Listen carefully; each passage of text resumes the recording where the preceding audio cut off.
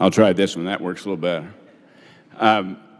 Frank Wolf is a champion on behalf of religious freedom around the world, and one of the reasons why we passed in the Senate was to get him off our back, because he is persistent. And I just want to say that I'm very pleased that I was author of it. I mentioned, I'll say Joe Lieberman was a great co-chairman or co-sponsor of the legislation.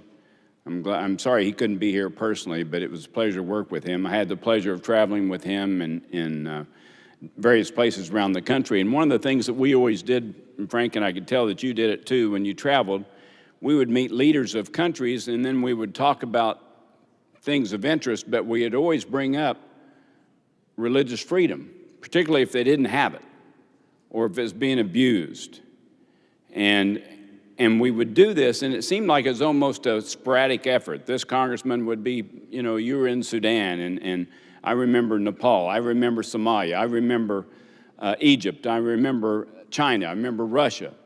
And all of us, in various ways, would bring up, wait a minute, why in China are people relegated to home churches?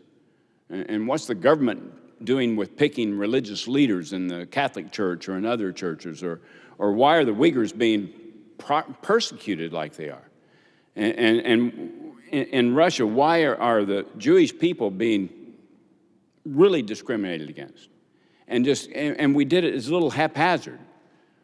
Jim Inhofe would go into Africa and he would meet with all these different African leaders and he would bring up some of these issues. But it's a little haphazard, and so what could we do that would be better? And Frank Wolf was one of the champions, say, let's have a commission that stays on top of us, not just individual members. I mentioned Nepal. I remember I was a new member in the Senate, and one of my constituents was arrested because he was sharing gospels in Nepal. And I thought, this is outlandish. And I remember talking to Dick Lugar, as chairman of the Foreign Relations Committee in the Senate. What can I do? He said, well, call up the ambassador. I had the ambassador in my office.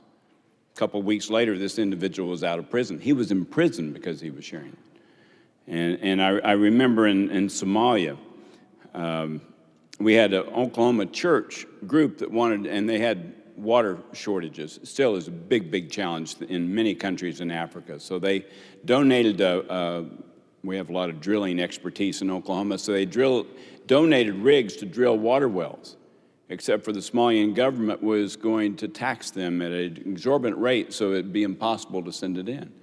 And again, we talked to the ambassador. Eventually, we've got that taken care of. But again, these are kind of incremental, individual. And why was that? Well, it was coming from a Christian group. It didn't make sense. And so the idea of having a commission that would expose religious intolerance, religious discrimination, religious punishment, religious death. I remember in Pakistan, and I'd just been in Pakistan, and there was a church bombing that killed over 100 people, and they were worshiping. Wow. That's hard for us to even imagine in the United States, because you can drive by in any town, and there's unlimited number of churches and synagogues and mosques, and no one cares. It's taken for granted in the United States, but it's not that way in frankly, the majority of the world. The majority of the population of the world does not have religious freedom. And so what can we do about it in a constructive manner? And so that was the genesis of this legislation. And I'm really proud of those people who have implemented it and worked on it. I want to mention John Hanford, who is also an ambassador, but he was a staff member for Dick Lugar, and he helped us in the legislation. Eric Uland helped us in the legislation. Doug Badger did, Jim Jatras, several people worked on this. This is a labor of love and something very important to be done. And I commend the commission because you're staying on top of it.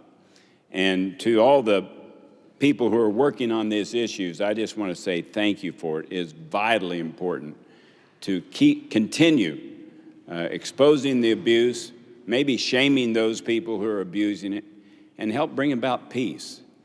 There's so much. Frank and I are both involved in the National Prayer Breakfast, and it was always interesting when we'd have the international community and we'd have prayers with the Muslim community. We'd have prayers with the Jewish community. We'd have prayers with the Christian communities, and we'd be praying together.